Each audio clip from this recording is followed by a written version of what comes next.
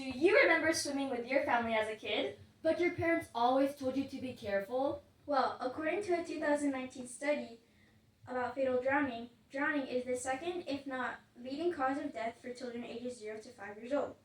Thankfully, our team proposes a solution to seize your worries and your family's worries. Introducing the AquaGuard! We're keeping kids safe, one splash at a time. AquaGuard, the ultimate lifeline for drowning. Today, our team is presenting to you a prototype that can successfully prevent drowning among children. By emitting a loud sound in crowded or busy places and flashing lights, the AquaGuard quickly draws attention to the drowning user. More importantly, the AquaGuard is able to send a message to the desired number, guaranteeing safety and effectively preventing drowning. Additionally, the AquaGuard is user-friendly, incorporating simple yet effective mechanisms to ensure drowning prevention. Our team also aims to prevent drowning on a global scale by using cost-effective and cheap materials to create the project. The main components of our prototype are an Arduino, GSM module, shock sensor, LED, and alarm module.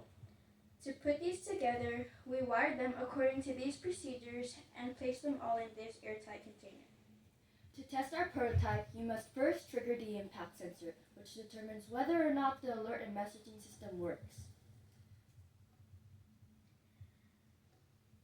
Our first prototype was a complete failure as the container was too small to hold any of the components. This resulted in many wires coming out, even though the LED and alarm system worked outside of the container. For our second prototype, although the LED and alarm system worked again, we had issues with the messaging system. For the third and final prototype, we placed the completely working prototype in the airtight box, which is what you can see here.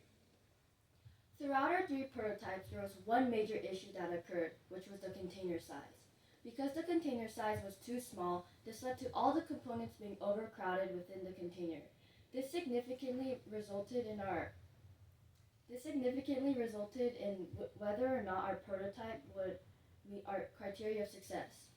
For our first prototype, all trials were unsuccessful due to the container being too small and all the components being overcrowded.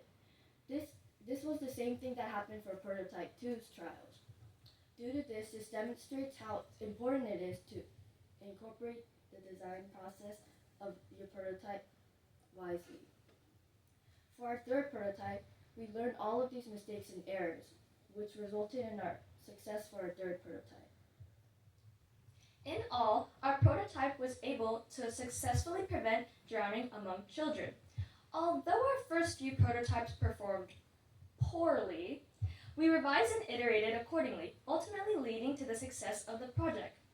However, the product just barely met the team's expectation for functionality and effectiveness.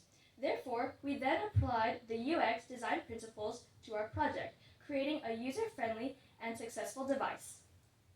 This is Elise, Chloe, and Savannah, leaving you with a splash of safety for future fun. Thank you!